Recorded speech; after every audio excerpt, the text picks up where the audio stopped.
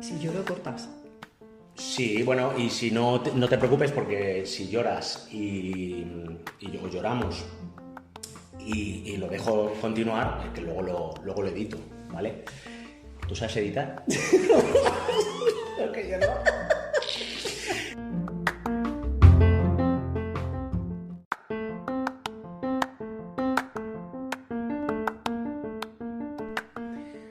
Hoy, en Historias del Alma, superar un cáncer, con Elizabeth Ruiz.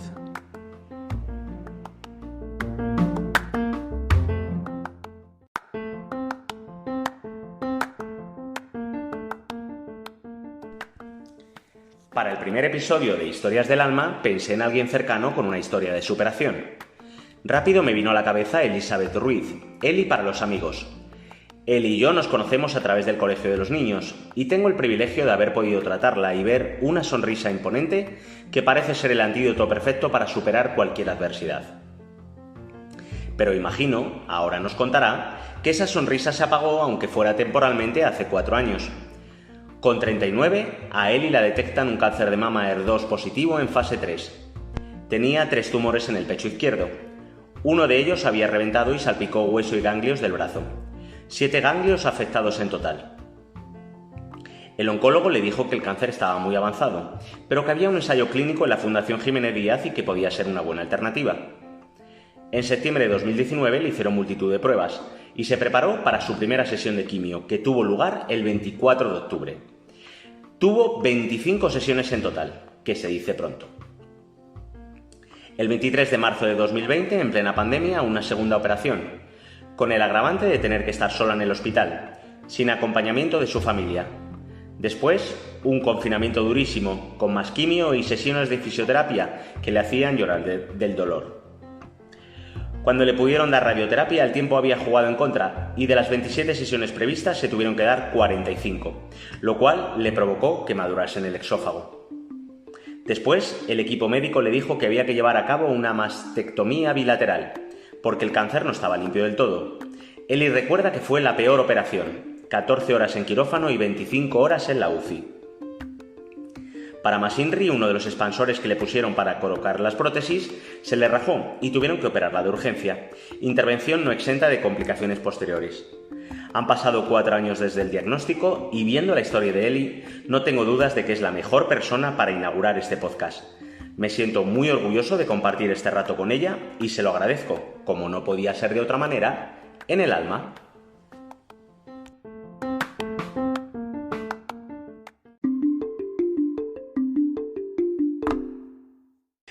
Bueno, Eli, cielo mío, bienvenida a esta aventura que me he montado, que se llama Historias del Alma. Yo no sé si es la crisis de los 40 o qué leches es, pero bueno, tenía unas ganas tremendas de hacer algo que me sacara un poco de mí y aportar a la sociedad, ¿no? Siempre me ha gustado la comunicación y veo que ya no hace falta ser periodista para hacer entrevistas, así que, pues nada, digo, voy a hacer un podcast. Estoy nervioso, como ya te he dicho, te confieso, y bueno, pero también me siento muy privilegiado de que quieras compartir tu historia conmigo y que seas la pionera. Así que nada, vamos a ello. Lo primero, pregunta obligada, ¿cómo te encuentras a día de hoy? ¿Cómo estás? Bien, estoy bastante bien dentro de las secuelas que me ha dejado esta enfermedad y bueno, pues día a día. Uh-huh. Fíjate, Eli, la entradilla que precede a este podcast, que te pasé y que me diste el visto bueno y me dijiste, bien, Fer, has transcrito correctamente la historia que te he transmitido, me refiero desde la parte más médica, ¿no? Sí. Un poco cómo transcurre tu enfermedad, cuántas sesiones tienes, todo eso que lo han escuchado nuestros oyentes al principio. Lo que pretendía es, pues, como anticipar esa parte más, vamos a decir, más clínica o más médica, ¿no? ¿Por qué? Porque yo creo que entrar ya en esos detalles ahora, entre comillas, a mí me sobra un poco y quiero que nos vayamos más a la parte humana, ¿no? A la parte más emocional. Yo creo que ya te conté en algún momento que a mí me diagnosticaron también un tumor de vejiga hace 5 años, que afortunadamente ya ha prescrito. He tenido revisiones durante 5 años y tal. Lo que pasa es que, bueno, lo mío fue muy incipiente, fue muy pequeño y me lo pillaron a tiempo y parece ser que está todo correcto, ¿no? Pero recuerdo que cuando me lo dicen, mi reacción fue ponerme a llorar como un niño pequeño. Y le dije a la doctora que tenía 2 niños, le dije, tengo dos niños pequeños, no me puedo morir. Y la mujer, claro, yo creo que como paciente tú no entiendes la dimensión de las cosas, ¿no? Y ellos siguen unos protocolos muy médicos, ¿no? Y me dijeron, tienes un tumor en la vejiga. Entonces eso fue como ¡boom! Y luego ya me detallaron que era pequeño y tal. Y recuerdo que me dijeron, tranquilo, que los vas a seguir teniendo, ¿no? Vas a seguir teniendo a tus hijos y tal. Pero te digo esto porque recuerdo esa reacción, ¿no? Que fue ponerme a llorar con 38 años, pero a moco tendido. Creo que no he vuelto a llorar así en mi vida, ni creo que muchos años antes había llorado así en mi vida, pero me salió. Y con esto te digo, ¿tú recuerdas tu reacción cuando te comunican el diagnóstico? Sí, sí. ¿Y cómo fue? La verdad es que fue bastante duro, porque yo fui a hacerme una revisión y me hicieron una biopsia, tanto en el pecho como en la axila, de los ganglios. Y directamente en el hospital me dijeron que por la tarde fuera a mi médico de cabecera para pedir una baja porque no podía trabajar durante esos 2 días, porque como tenía puntos no podía mover el brazo. Entonces yo recuerdo estar en el centro de salud, entrar a mi consulta del médico y mi doctor no estaba de vacaciones porque fue el 28 de agosto.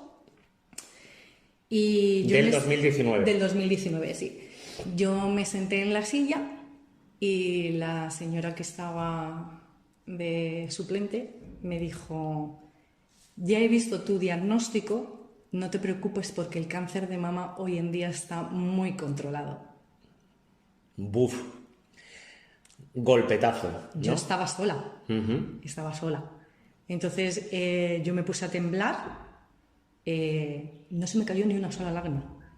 Me puse a temblar, me la quedé mirando, me quedé en blanco. Es como si mi cabeza se metiera en un globo y me desmayé.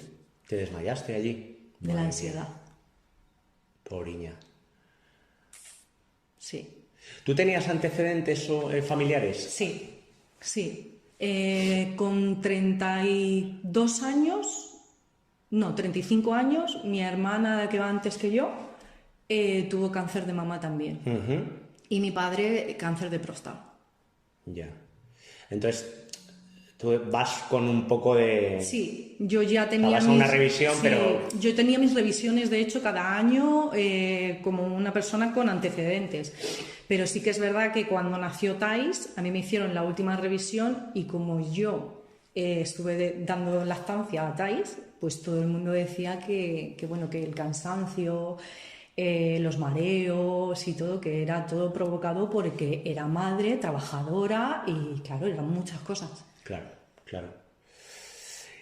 Una vez que asimilas el golpe, ¿qué viene después? O sea, ¿qué sensaciones vas acumulando?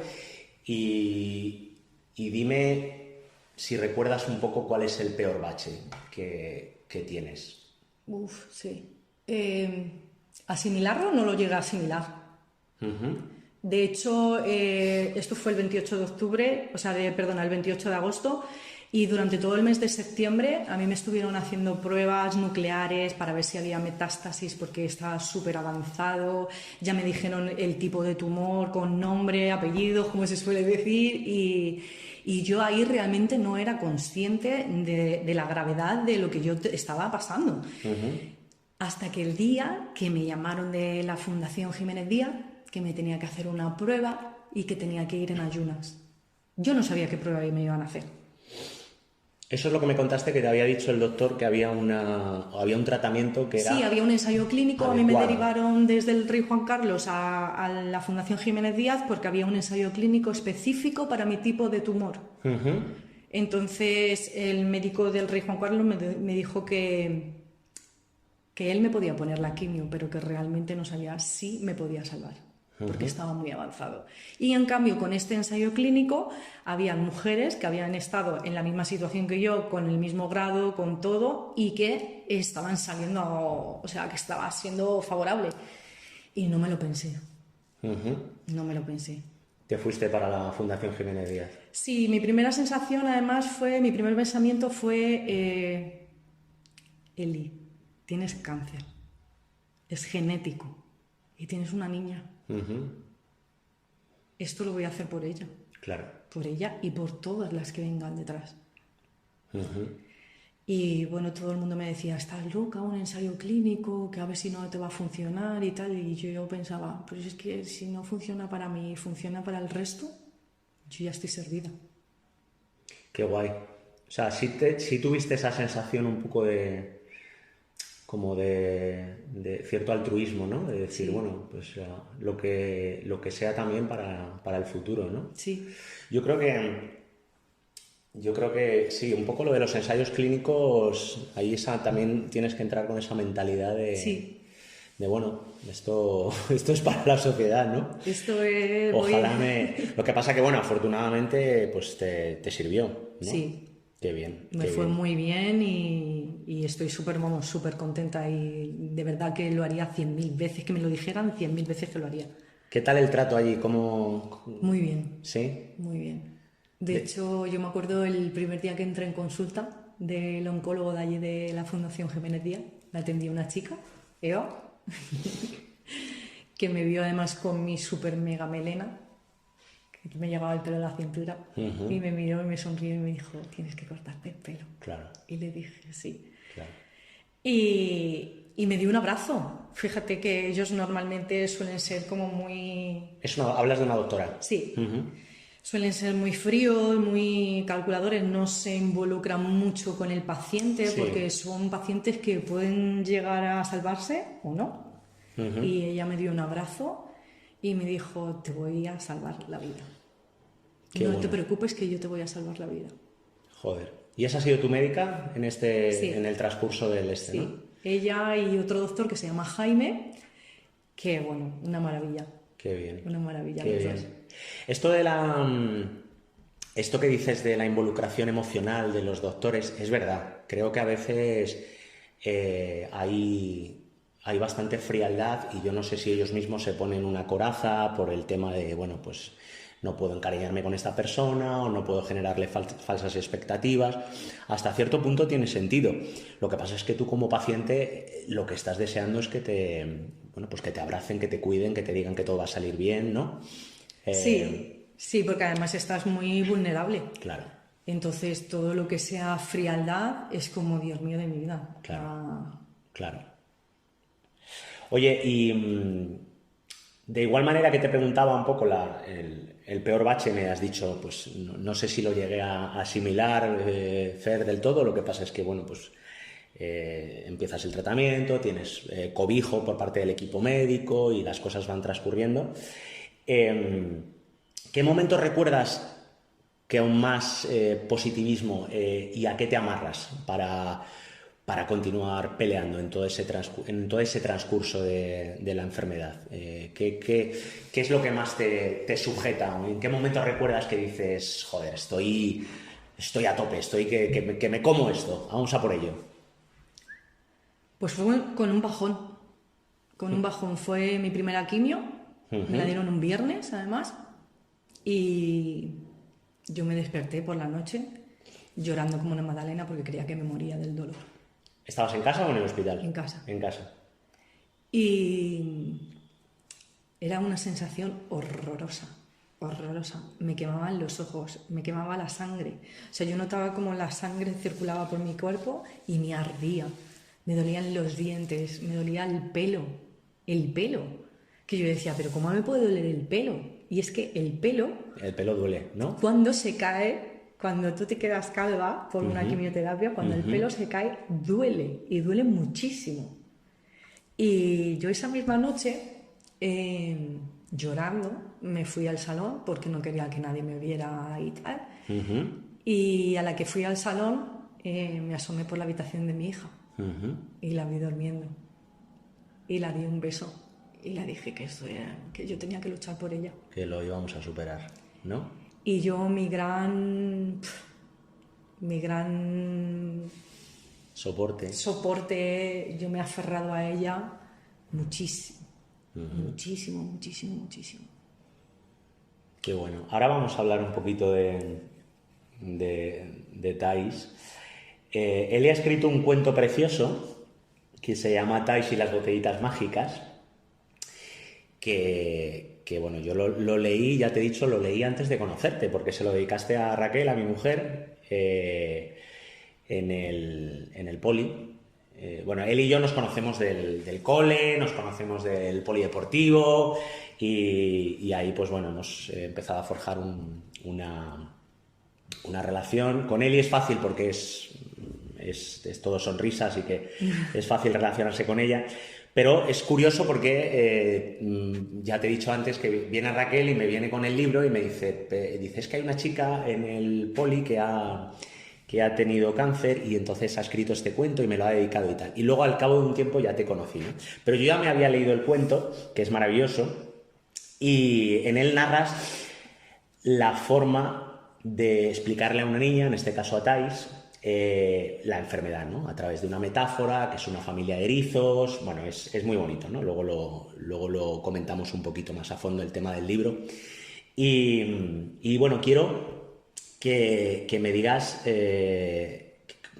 un poco sobre Thais, ¿no? Cómo viviste el proceso con ella y cómo es pasar esto con un bebé, porque Thais ahora tiene 5 años y entonces en ese momento tenía un añito. 16 meses.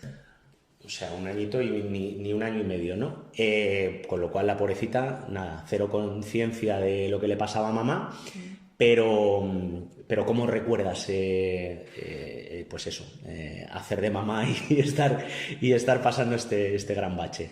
Pues la verdad es que era bastante duro porque yo tenía las sesiones de quimioterapia 2 semanas seguidas y una descansaba. Tenía semana larga, que llaman, que era 8 horas de quimioterapia en Mena, en el hospital, y a la siguiente semana corta, que eran 4, y luego la siguiente semana descansaba. Así estuve desde octubre hasta febrero del 2020. Pues yo dejaba a la niña en la guardería y a mí me decían que tenía que descansar, que la quimio me iba a dejar hecha polvo, que te iba a dejar muy cansada, muy tal. Yo en mi vida he tenido tanta energía como cuando pasé por toda la quimio. Fíjate, qué curioso, ¿no? Sí. Yo, de hecho, llegaba del hospital, recogía a la niña de la guardería, la montaba en el carro y me iba andando hasta el Soto, hasta el Hospital Viejo, hasta el 2 de Mayo, que es donde vive mi madre, en el centro del pueblo. Y yo era hacer continuamente muchas cosas con ella. Y era porque yo tenía la sensación y la angustia de que si a mí me pasaba algo, que ella no se acordara de mí. Claro.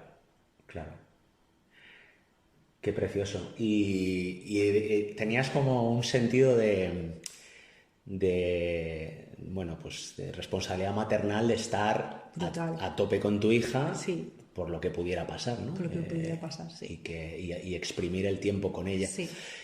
Y yo creo que, bueno, corrígeme si me equivoco, pero a lo mejor el ir contra natura y contra ese descanso que te van diciendo, pues igual hasta te vino bien, ¿no? Me hizo muy, muy bien. O sea, fue autoinyectarte energía y sacarla de debajo de las piedras, ¿no? Sí, de hecho, cuando a ti te ponen la quimioterapia, anteriormente, unas horas antes te hacen una analítica y dependiendo de esa analítica te pueden poner la quimio o no, dependiendo de tus valores y todo, ¿no? Claro. Entonces, de 25 sesiones de quimio, A mí solamente una no me la pudieron poner porque tenía las plaquetas bajas y me tuvieron que poner sangre, me tuvieron que transfundir. El resto, todas las analíticas, mi oncóloga flipaba, decía, es imposible, o sea, con todo lo que te estamos metiendo, dice, es imposible que tengas estas analíticas, o sea, eres brutal. Qué bueno. Y la verdad es que muy bien, la verdad es que muy bien. Y yo creo que si Thais no hubiera estado en mi vida, yo hubiera tirado la toalla. Sí, ¿no? Sí, porque fue muy duro. Sí. ¿Y qué te iba a decir? ¿Ella ahora ha llegado a ser consciente de lo que te ha pasado? ¿O ella ha crecido afortunadamente con una recuperación tuya y no ha sido muy necesario entrar en detalles? A ver, Thais sí que es verdad que cuando pasó todo era muy pequeña. Entonces, claro, nosotros, por ejemplo, cuando yo me tuve que rapar la cabeza porque se me caía el pelo, cuando ella me veía calva y me quitaba los pañuelos, porque yo llevaba pañuelos en casa, y ella me quitaba los pañuelos y decía, mamá guapa. Hicimos un juego y para que ella se lo tomara como para que no fuera tan duro para ella. Muy natural, ¿no? Entonces hicimos un juego que es súper gracioso y era todos los días bajábamos a la tienda y comprábamos un pintalabios. Sí. Podía ser azul, amarillo, verde, da igual el color que era. Bueno, pues ese día Thais se pintaba los labios y me pintaba toda la cabeza de besos. Qué bonito. Entonces, claro, llegaba mi marido y nos veía ella con los morros pintados de verde a lo mejor y yo con toda la cabeza llena de besos verdes y nos mirábamos diciendo, estáis locas. Pero, no sé, era una forma de hacerle un poco más divertida el momento. Bueno, y tú te reías y eso... Efectivamente. Pues como dicen, ¿no? Que sí. generas endorfinas, que la risa es sanadora. Sí. Qué guay. Pero sí que es verdad que, por ejemplo, ahora que Thais tiene 5 años, ella ha empezado a hilar cosas y a recordar cosas. Y el otro día, por ejemplo, su padre le leyó el cuento y le preguntó que si la mamá eriza era yo. Y que por qué se me habían caído las púas. Y su padre le explicó, sí, es mamá. Dice, lo que pasa es que tú eras muy chiquitita y no te acuerdas. Y entonces ella le dijo, sí, mamá tenía un bichito que le tuvieron que quitar y estaba muy malita. Qué guay. ¿No había leído ella el cuento? Sí, de hecho es uno de sus cuentos preferidos. Lo tiene ahí de cabecera, ¿no? Sí. Qué bien. Oye, has hablado de Héctor, de tu marido, y yo creo que es otro héroe en esta historia, entonces me gustaría que me hablaras un poco de él y cuánto de importante ha sido para ti, ¿no? Entiendo que la familia en general, madres, hermanos, tal, siempre son un apoyo, pero yo quiero imaginar que la pareja es todo. Sí. Porque al final es quien convive contigo, ¿no? Cuéntame un poco sobre, bueno, pues cómo lo lleva Héctor, cómo fue también ese pilar para ti. Pues a ver, para él fue bastante duro porque, bueno, como te he comentado antes, sus padres también fallecieron de cáncer y, bueno, él no tiene hermanos, tiene muy poquita familia y, bueno, pues él se vio también un poquito solo. Entonces él hizo como el papel duro de la familia. Porque luego él me lo contaba y me decía, es que si yo flaqueo... Esto se hunde, ¿no? Esto se hunde. Claro. Nos hundimos en el barco. Claro. Entonces él siempre ha sido como el positivo, el venga, vamos para adelante, pero sí que es verdad que... Yo me acuerdo que él bajaba, tenemos una perrita, y él la bajaba, ¿no?, por las noches y a lo mejor se tiraba 1 hora. Y yo decía, madre mía, lo que tarda este hombre... Y cuando él subía yo le veía con los ojos hinchados y de haber llorado. Claro, pobre. Y la verdad es que es muy duro. Era su momento también, ¿no? Sí, era su momento de desconectar y de poder descargar todo lo que tenía dentro. No quería flaquear delante de ti, pero necesitaba evidentemente sus válvulas de escape, ¿no? Sí. O sea, la que se comió la tristeza de Héctor fue la perrita, ¿no? Sí, mi chica, más buena. Qué ella. rica. ¿Tenías también tus momentos así de ternura con la perrita? Bueno, te puedo asegurar que mi Kika, como yo la llamo, que es mi bebé, es mi otro bebé perruno, sí. Ha estado conmigo en todo momento.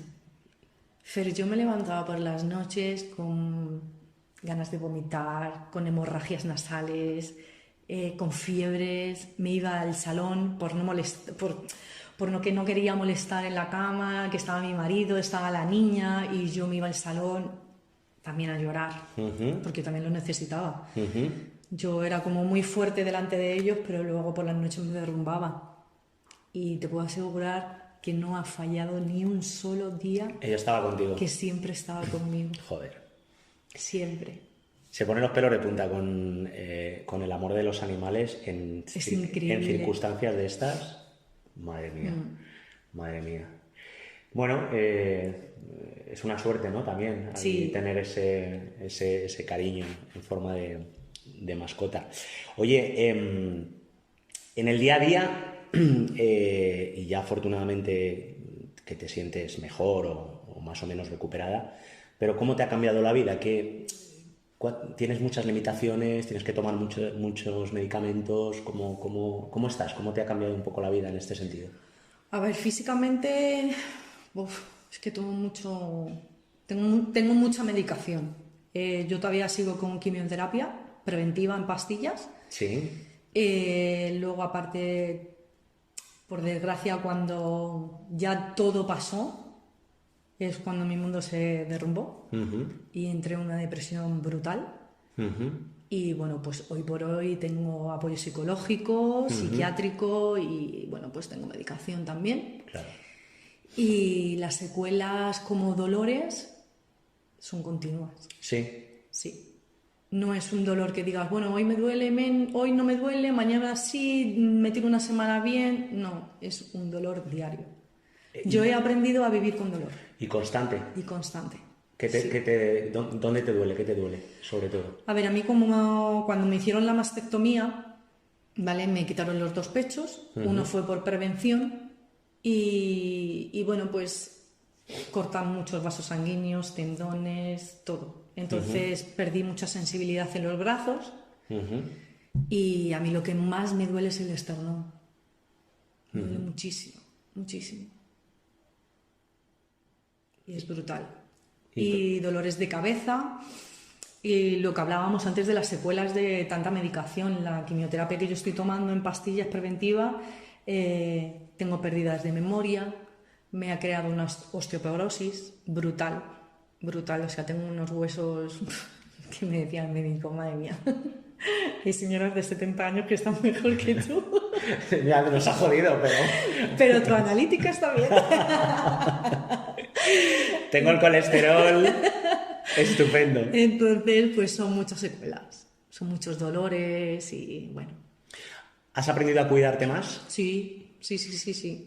A ver, yo siempre he sido una persona que he comido muy sano, porque siempre me ha gustado cuidarme, no he fumado nunca, no he bebido nunca, o sea, siempre he sido una persona muy sana.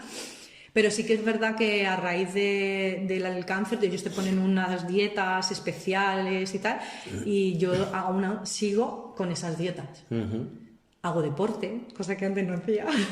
¿Y qué deporte haces? Pues mira, hago pilates en casa, sí. Todo en casa. Mi marido me montó una habitación.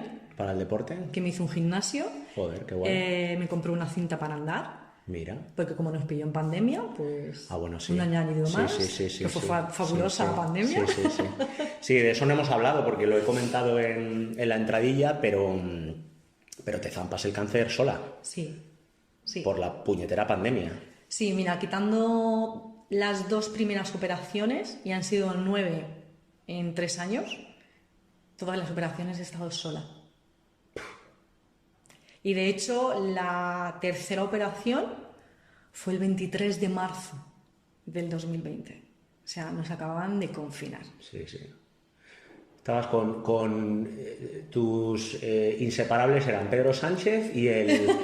¿no? Y ¿cómo se llamaba este que salía dando el parte todos los días? El del pelo blanco, el Simón, ¿no? Sí. Esos eran tus colegas, ¿no? Sí. Joder. Sí, además me metieron Claro, al ser cáncer de mama, pues te ponen en la planta de maternidad. Entonces, claro, había mucho COVID de niños, de tal, y a mí me tenían aislada en una habitación al fondo, como perdida de la mano de Dios. Encima de pasar esto, toca en el momento en el que toca, ¿no? Que es como... Muy duro. Madre del amor hermoso. Oye, me mencionabas antes un poquito lo de la ayuda terapéutica. Indudable. Yo fíjate que no es comparable lo que te he contado a lo que tú has vivido, pero no me preguntes por qué, después de a mí operarme del tumor de vejiga, yo creo que a mí me hacen... Yo no tuve quimio ni nada, pero creo que me debieron meter una quimio, no sé cómo se llama, intravesicular o algo así, en la propia operación. Bueno, pues a mí efectivamente me bajan mucho las defensas y yo caigo también en una medio depresión, que a partir de ahí pues sí que me planteo ayuda y tal, porque lo pasé francamente mal. Entiendo que es eso, que bajan las defensas y entonces, bueno, pues la serotonina o lo que coño sea está a los límites y entonces entras en una depresión. Y te digo que sí experimenté lo que es la depresión y lo puedo verificar porque creo que es una tristeza profunda que lloras sin ningún tipo de justificación y simplemente, bueno, pues estás triste con mucha profundidad. A mí, afortunadamente, no sé, creo que esos momentos así álgidos de la tristeza no debieron durar más de 3-4 meses y remonté. Pero cuéntame un poco sobre el momento de depresión y cómo lo vas remontando. Claro, el tema de depresión sí que es verdad que fue cuando ya acabé todo. Es cuando te derrumbas, ¿no? Cuando me derrumbé. Porque yo creo que fue el momento en el que fui consciente de todo lo que había pasado y de todo lo que podía haber pasado. Uh-huh. Pero sí que es verdad que en la operación del 23 de marzo que te comentaba, ahí me dijeron que bueno, pues que había que seguir con quimio porque habían células todavía por ahí rondando y para que no se multiplicaran y infectaron otras zonas, pues que teníamos que seguir con quimio. Entonces, claro, tú imagínate en plena pandemia tener que cogerte un transporte público en tu situación, irte desde Móstoles hasta el centro de Madrid a la Fundación Jiménez Díaz sola porque tu marido está cuidando a tu bebé. Claro. ¿Vale? No eran ataques de ansiedad, a mí me lo diagnosticaron como ataques de pánico. Que no soy psicólogo, pero un poco por lo que sé es como multiplica por 10. O sea, sí.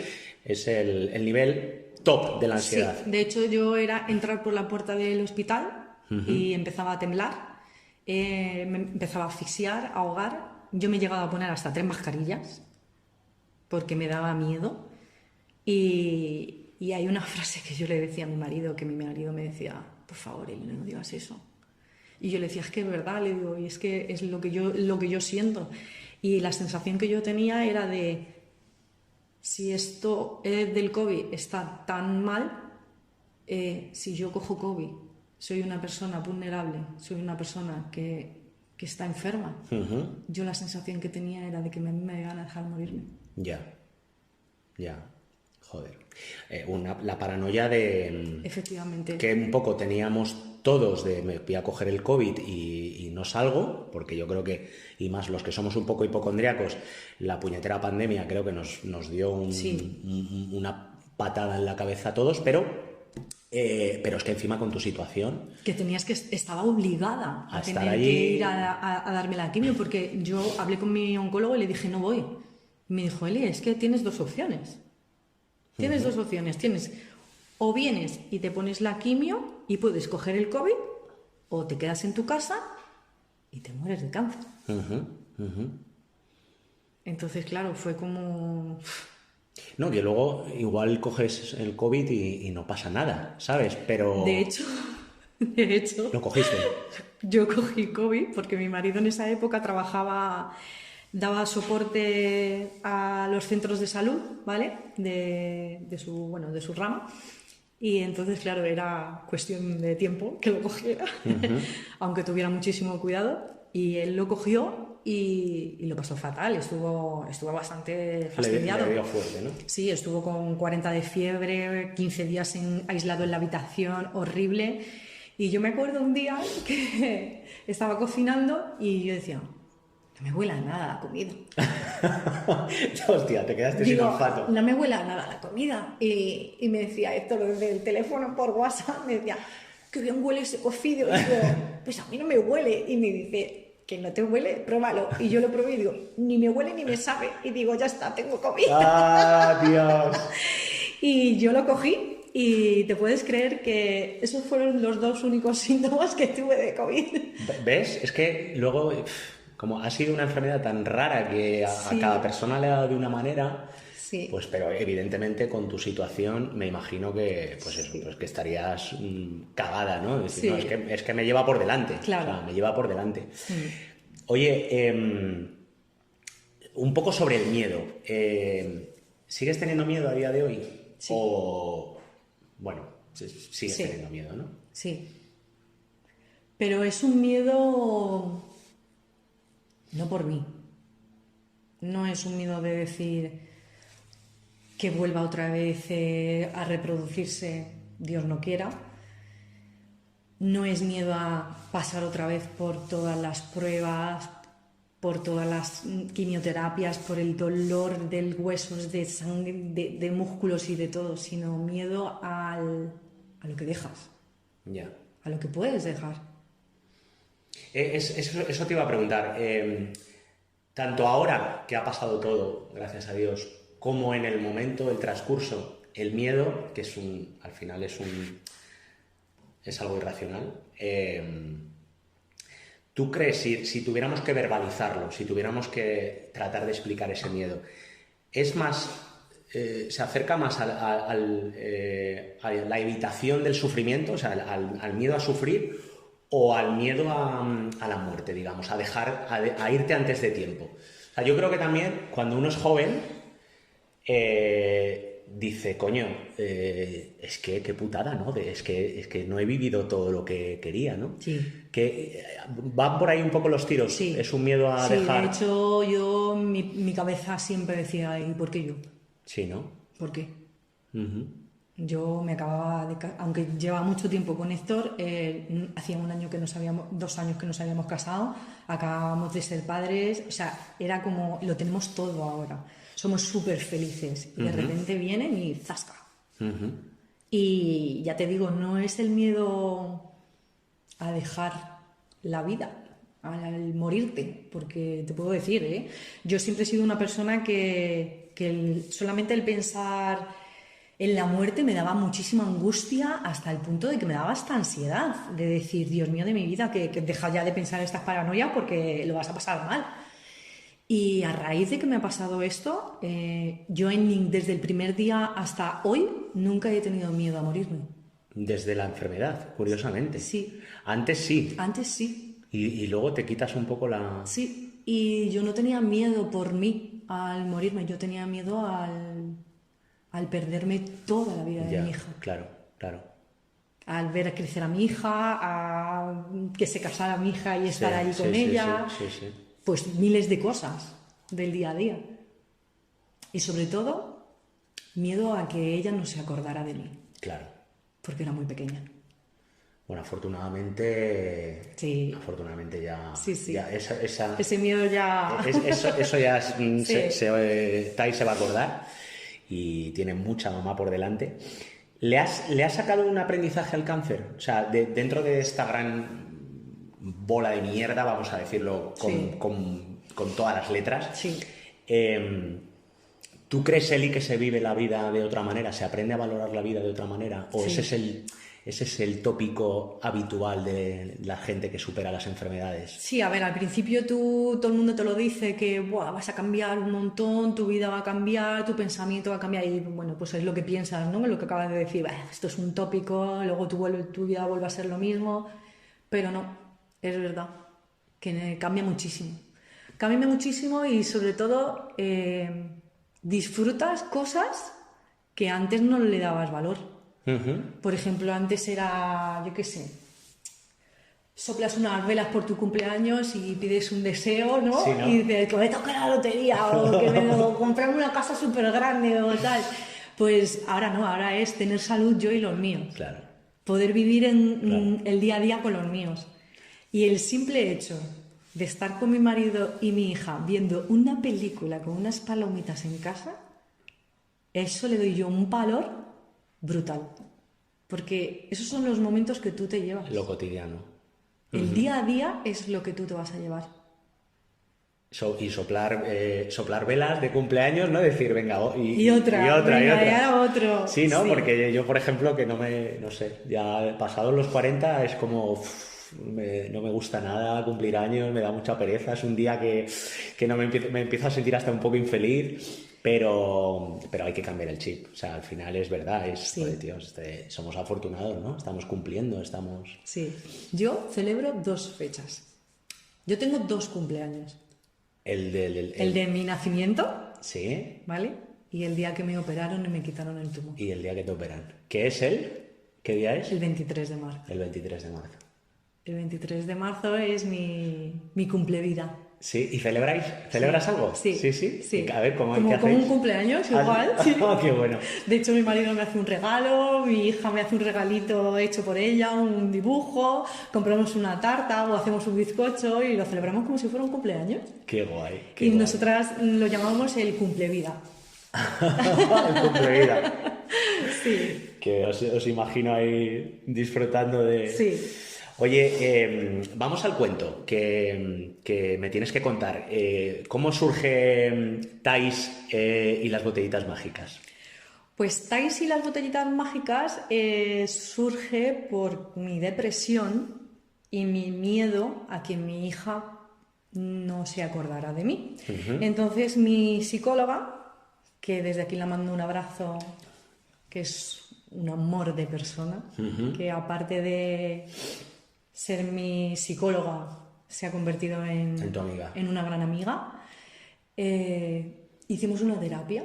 uh-huh, Y ella me ponía terapias de, por ejemplo, me hacía como, venga, cógete un papel y apunta todas las cosas buenas en una columna y todas las malas en otra. Y hacíamos cosas así. Venga, hazme en una frase, me tienes que decir lo que sientes en este momento. Entonces ella se dio cuenta que yo descargaba muchísimo mi ansiedad en la escritura, uh-huh, ¿vale? Entonces me dijo, vamos a hacer un trabajo y va a ser un diario, ¿vale?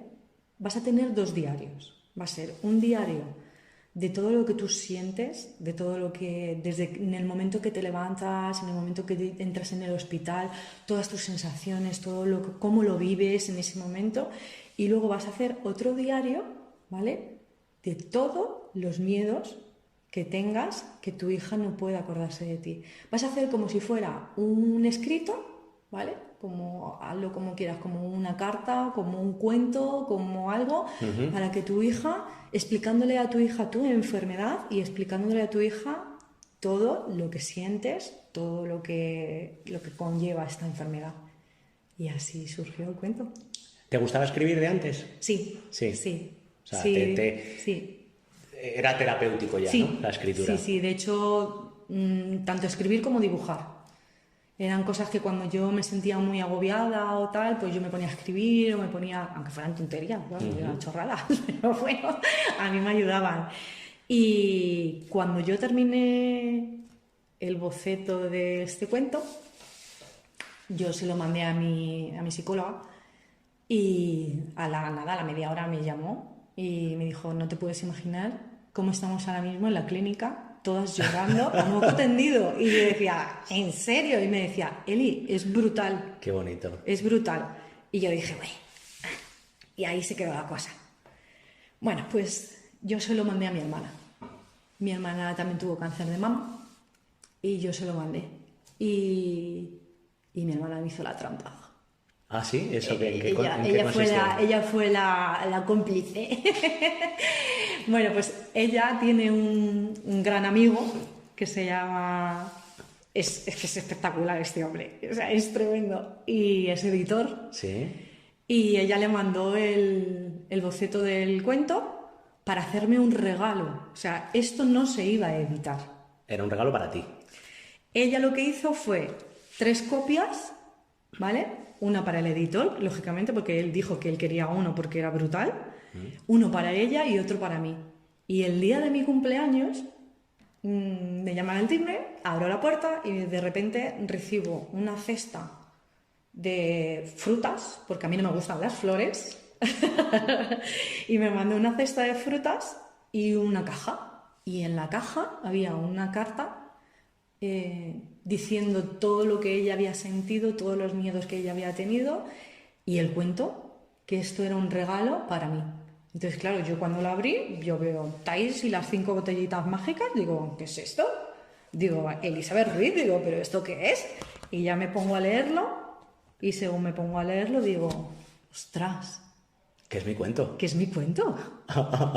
Y ya dice, ¿cómo se te ocurre hacer esto? Y me dice, no te preocupes que esto es para ti, o sea, no hay más, hay 2 más y ya está, o sea, que no te preocupes, ¿qué tal? Sí, es Y como el digo, podcast nuestro. Sí.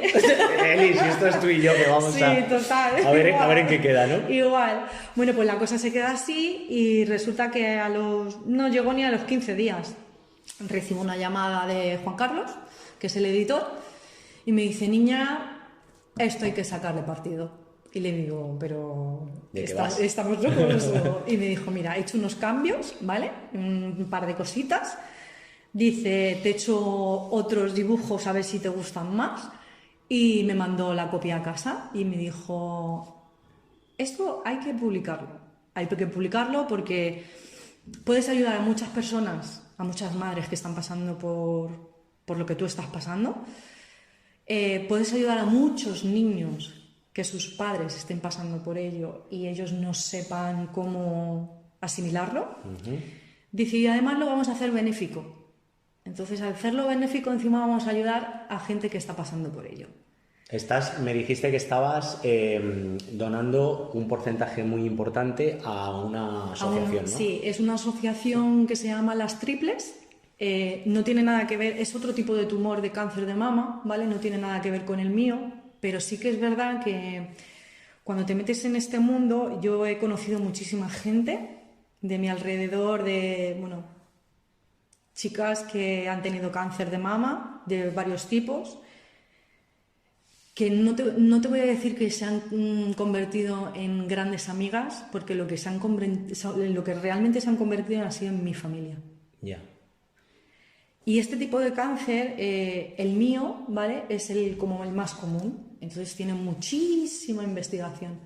En cambio, el triple negativo, por desgracia, Tiene poca. tiene muy poca.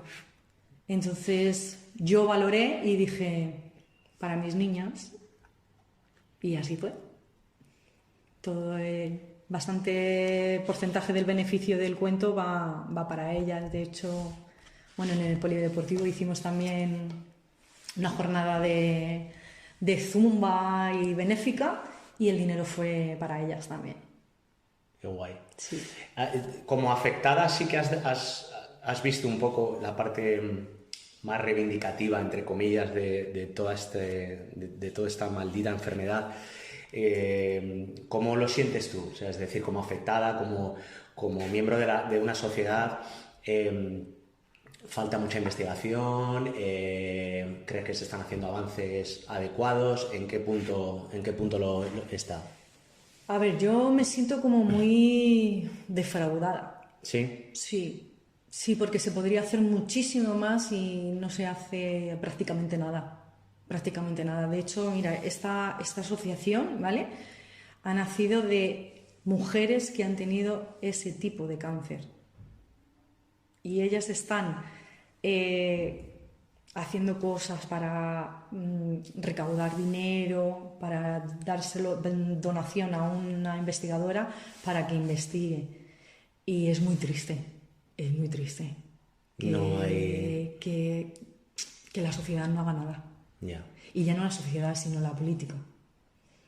La gente gorda debería de ponerse más en nuestro pellejo. ¿Y crees que esto es, no sé, como el típico discurso fácil que a veces los profanos, que no entendemos mucho, pero se escucha, ¿no? Es que a los laboratorios no les interesa investigar porque no sé qué. ¿Ese discurso tú crees que es real? O sea, ¿crees que hay muchos intereses económicos detrás de toda esta falta de investigación? Yo creo que sí. Porque sí, todo el mundo dice, y es verdad, parece que de repente el COVID, que se convierte en una epidemia mundial, no, tú sí eres un poco de ese discurso, ¿no? De, sí. Joder, si esto se atajara... Sí. Ya.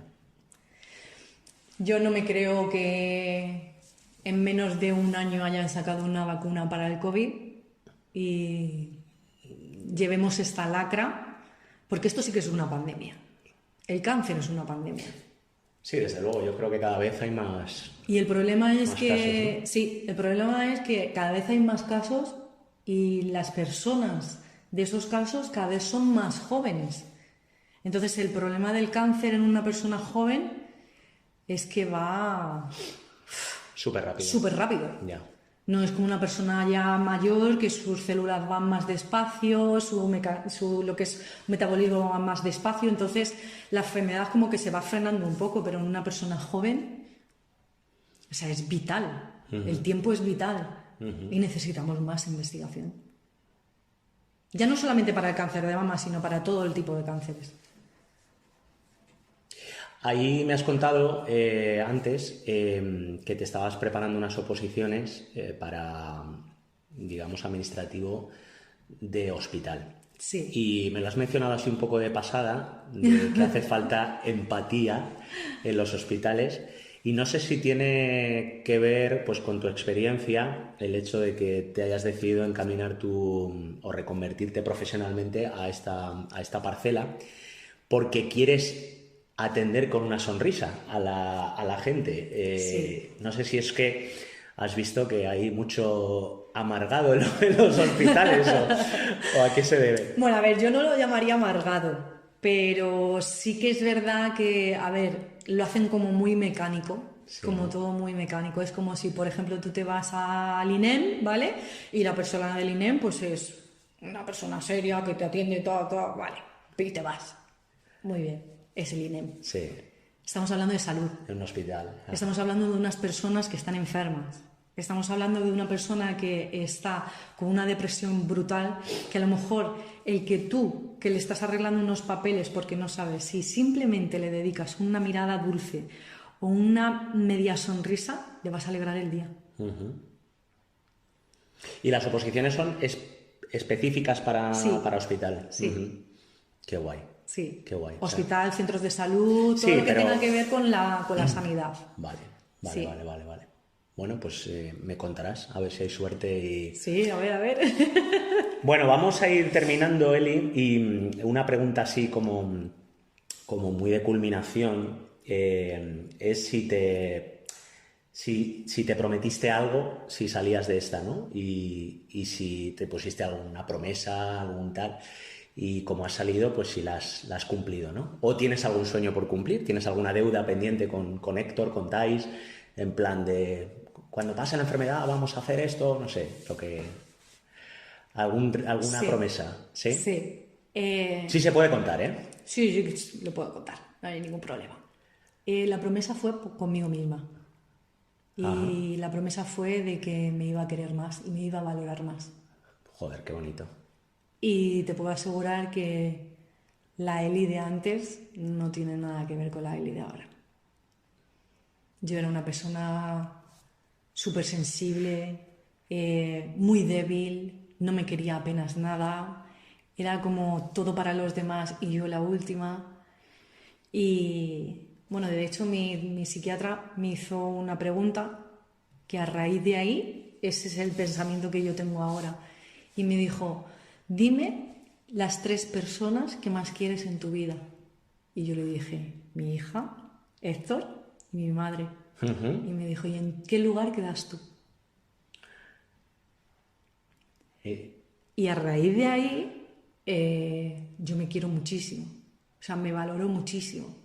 Y he comprendido que la gente está de paso. Sí. Mi marido me puede querer mucho, yo le puedo querer mucho, pero el día de mañana no sé lo que va a pasar. Mi hija, yo la adoro, ella va a crecer, va a hacer su vida y va a volar. Y seguirá, sí. La única persona que va a estar conmigo toda la vida soy yo. Sí. Es verdad, es súper bonito lo que dices, pero es que es tan real, ¿no? Entonces, nos tenemos que aguantar. Es que es eso, o sea... Y querernos. Yo me quiero como soy. O sea, este es mi cuerpo, lo tengo que cuidar, porque es mi vasija. Sí. O sea, hay que cuidarlo. Y es así. O sea, yo me levanto todos los días con unos dolores horribles, y voy al espejo, me miro, sonrío y digo, para adelante. Joder, qué maravilla. Qué maravilla. A veces somos nuestros, bueno, a veces, en gran parte de la vida, somos nuestros peores enemigos, Sí. nuestros peores jueces y nos machacamos mucho.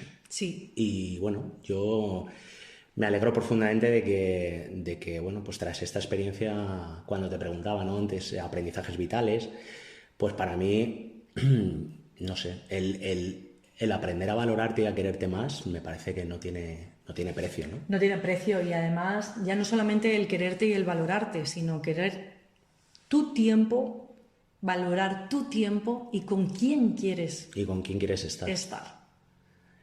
Otra cosa igual, que también vamos creciendo, vamos madurando y te vas permitiendo licencias. Sí. De decir, no me apetece esto. Y cuando pasas una enfermedad así, que dices, jolín, es que hoy estoy aquí, mañana no lo sé, aprendes a valorar y a decir, no voy a hacer las cosas por compromiso. No me apetece, no lo hago. Quiero estar contigo, pues estoy. No quiero estar contigo, no voy. Y es así. ¿Y a que no le quitamos el sueño a la gente, Eli? Efectivamente. Es que es que la gente le da igual. Es que es otra cosa que también yo estoy aprendiendo Sí. que me ha costado mucho, porque soy muy sociable y muy entregado y luego saco la versión más arisca y saco las uñas, desgraciadamente, pues con la gente que más confianza tengo, como con mi mujer, ¿no? Y dices, joder, ¿por qué no? Pero es que es verdad, es que no le quitas el sueño a la gente. Efectivamente. O sea, es que puedes decir, no, mira, es que esto no me apetece, es que tal. Que sí, que luego pues la gente habla y critica y no sé qué, y Bueno, este borde y pero ¿y a ti qué más te da? Ya, absolutamente, absolutamente. Bueno, Eli, no quería, siendo la pionera de este podcast, no quería abrumarte mucho, quería que fuera una entrevista no muy densa. Y luego te voy a confesar, también hay que testar el producto, porque no vaya a ser que nos tiremos tú y yo aquí 3 horas hablando, que tenemos carrete, y luego no nos escuche ni Dios. Entonces, yo creo que es un buen momento para terminar. Bueno, entonces, Eli, ¿cómo te has sentido en esta aventura, en este primer podcast? ¿Cómo te has sentido la entrevista? Muy cómoda. ¿Sí? Sí, al principio estaba nerviosa porque, bueno, no es una cosa nueva, a mí no me gusta hablar en público, pero bueno, esto es como un poquito más de tú a tú, que no nos ve nadie. Y entonces, pues la verdad es que he estado muy a gusto, me ha gustado mucho.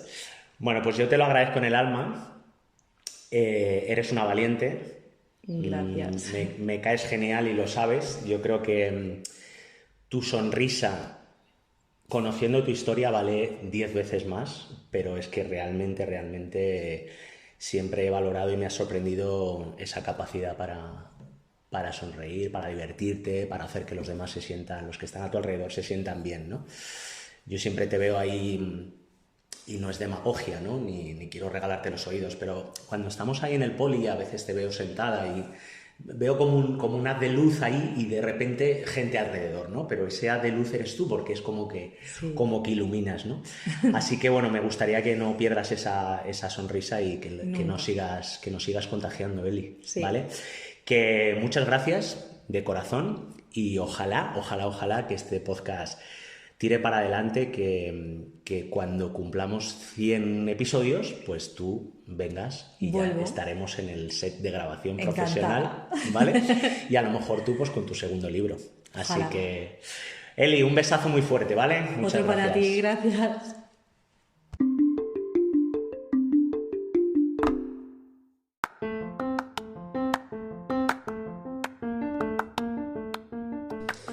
Bueno, pues hasta aquí nuestro primer episodio oficial de Historias del Alma. Un verdadero regalo haber tenido a Eli contándonos su experiencia de superación. Muchas gracias, amiga. A nuestros potenciales oyentes de Historias del Alma, pediros disculpas porque, como habréis podido apreciar, aún no tengo los medios más adecuados para desarrollar un podcast como Dios manda.